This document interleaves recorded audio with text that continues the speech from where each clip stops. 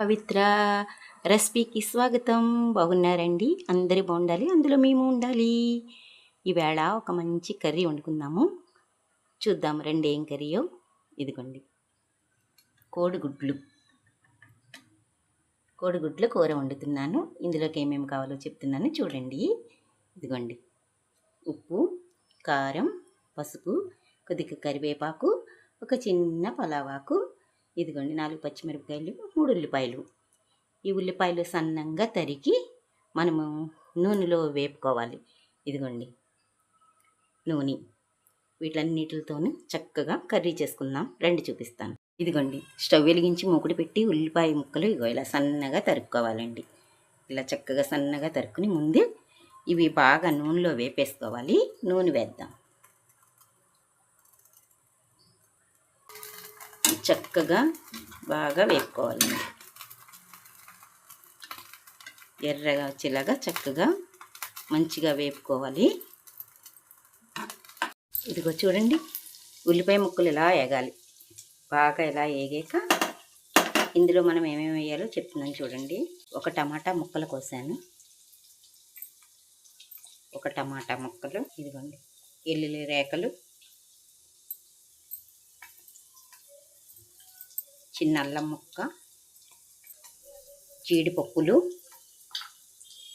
ఇవన్నీ మనం మిక్సీ చేసుకోవాలి. ఈ ఉల్లిపాయలు వేపిన ఆయిల్లోనే ఇక గుడ్లు వేసి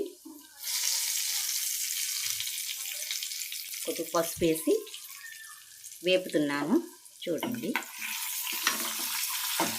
ఇవి ఇలా ఎర్రగా వేగాక తీసేసుకుందాము.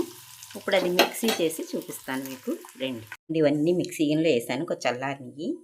ఇప్పుడు నేను ఇగో ఇంట్లో తయారు చేసి ఉంచుకున్న మసాలా పొడి వండి, ఇది గరం మసాలా పొడి.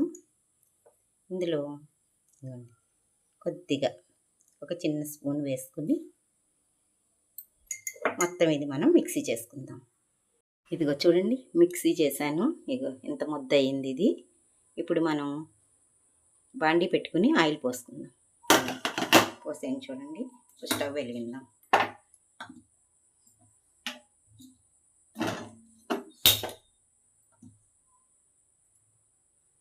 స్టవ్ వెలిగించానండి. ఇందులో ఫస్ట్ మనం ఒక పలావాకి వేద్దాం. కొద్దిగా కడిగి పెట్టుకుంచుకున్న కరివేపాకు వేద్దాం. 4 పచ్చిమిరపకాయలు వేద్దాం.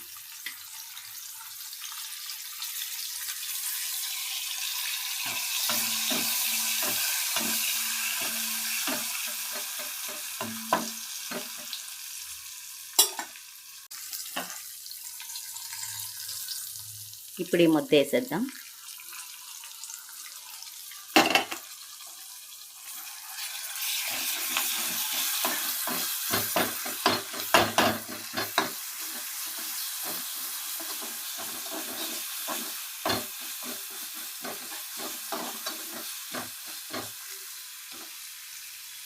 ఇందులోనే సరిపడా ఉప్పు వేద్దాం.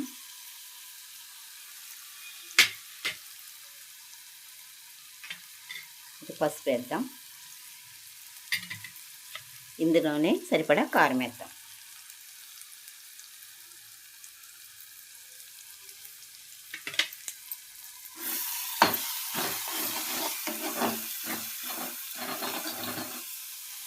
ఇది బాగా కలిపి ఇప్పుడు మనం మిక్సీలో ముద్ద ఆడాం కదండి, ఆ మిక్సీలో కొంచెం వాటర్ వేసి అది ఇలా తిప్పి ఇందులో వేద్దాం.